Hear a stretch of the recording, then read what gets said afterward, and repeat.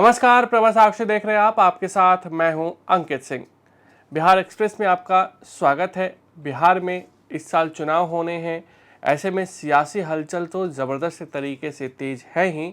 इसी कड़ी में राहुल गांधी और तेजस्वी यादव बिहार में SIR के खिलाफ एक यात्रा पर निकले हैं। उनकी यात्रा अलग अलग ज़िलों से गुजर रही है और बड़ा सवाल ये है कि क्या राहुल गांधी और तेजस्वी यादव की इस यात्रा का कोई प्रभाव जमीन पर पड़ रहा है या नहीं। राजनीतिक विश्लेषकों की माने तो राहुल गांधी और तेजस्वी यादव की सभाओं में भीड़ जुट रही है।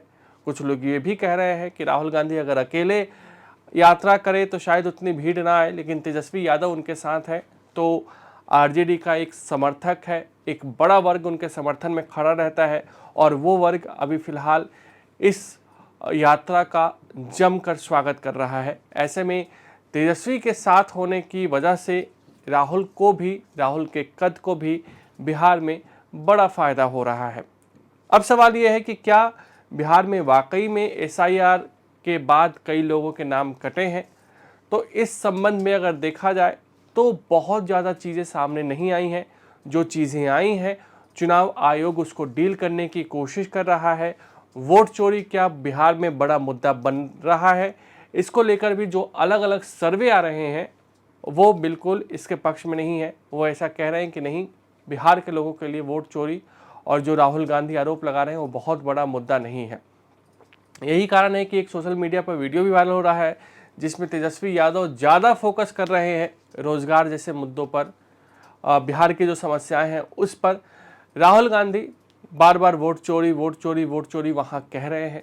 अब रणनीति क्या है वो एक देखना होगा आगे किस तरीके की रहती है, लेकिन कहीं ना कहीं अगर देखा जाए तो राहुल गांधी अपनी यात्रा के जरिए बिहार की सियासत में एक अलग कद कांग्रेस का बनाना चाहते हैं।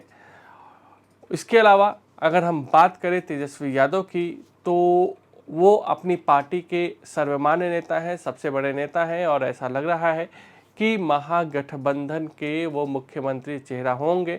आधिकारिक ऐलान इसका कुछ दिन बाद हो सकता है, क्योंकि राहुल गांधी को लेकर तेजस्वी यादव ने बड़ा बयान दे दिया है।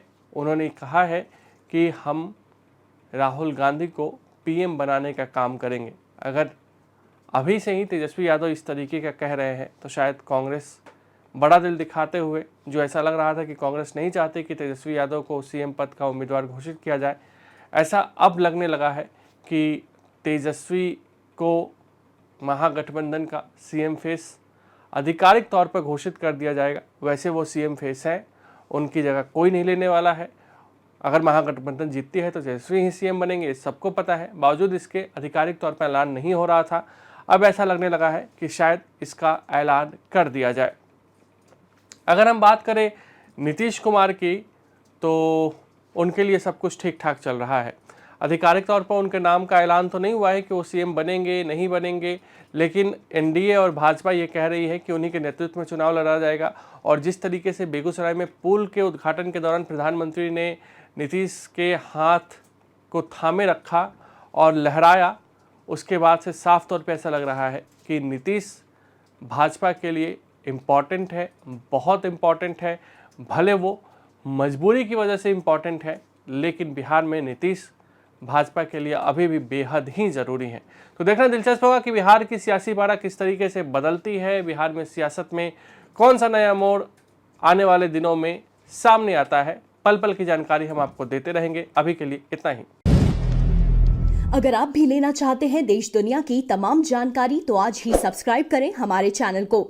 साथ ही नीचे दिए बेल आइकन को जरूर दबाएं ताकि हर अपडेट आप तक पहुंच सके।